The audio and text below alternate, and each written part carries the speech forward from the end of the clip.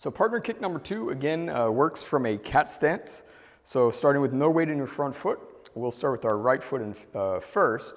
Just as not being a partner exercise, you can place your own hand up in front. So you would have like kind of your typical guard position, but instead you're extending your palm up. Now this one you're gonna place really wherever you can reach it. So it might be low, it might be high up, like head height, but maybe start chest to head height if you have the flexibility. So from here, we're going to do a crescent kick.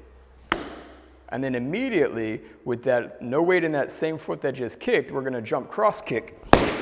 And now we're on the other side. So we have a cat stance here, and we're gonna do now a crescent kick with the front foot, and then jump cross there, okay? So when you tie this together a little bit faster, you have the crescent kick and the jump cross kick kind of combined. So you go crescent, jump cross, and you notice the cat stance, I'm landing in that as part of the end of the second kick. So you want to make sure you're landing and you're able to stick your balance instead of staggering out of your kicks. So let's do a few of these now. Start from a cat stance. Could be right side, left side, doesn't matter. Crescent kick, jump cross kick, cat stance, crescent, jump, cat, crescent, jump, cat, crescent, jump, and then cat stance. The other side of this exercise of the partner side, you're really just standing there providing target with the hand, or you can use a shield like a kicking mitt or like a clapping mitt or something like that. So if you're on the other side, you're really just working your arrow stance, and you're taking one kick, you're taking the other kick, and then you're changing your hands. And you want to work on pointing your hand directly down your partner's center line.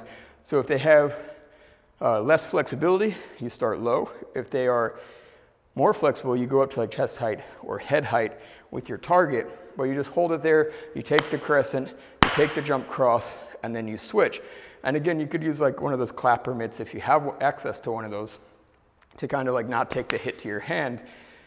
Although, one thing I'll mention here, when you are getting kicked in the hand, you don't want to resist the kick and like push into it because especially with that jump cross kick, which is pretty strong. If you take a jump cross kick to the hand and you're tense in the shoulder and you're resisting that kick, that's gonna go right into your elbow joint, or it's gonna go into your shoulder joint and potentially kind of like pop something or damage something. So when you get kicked, your hand is focused. You're not like floppy with your hand is focused, but you take the kick and then you get it back up there. And when the second kick comes in, boom, you go with it and then you change your hand. So you get kicked once, twice, and then you switch. Once, twice, and then you switch. So a focused hand, but going with the power of the kick. And again, if you have access to like a clapping mitt, as a partner exercise, it's just a little bit safer. Certainly when you first start doing this with your partner, you want to start kicking light and then work your way up to kicking harder, both so you understand your power and your partner understands how it feels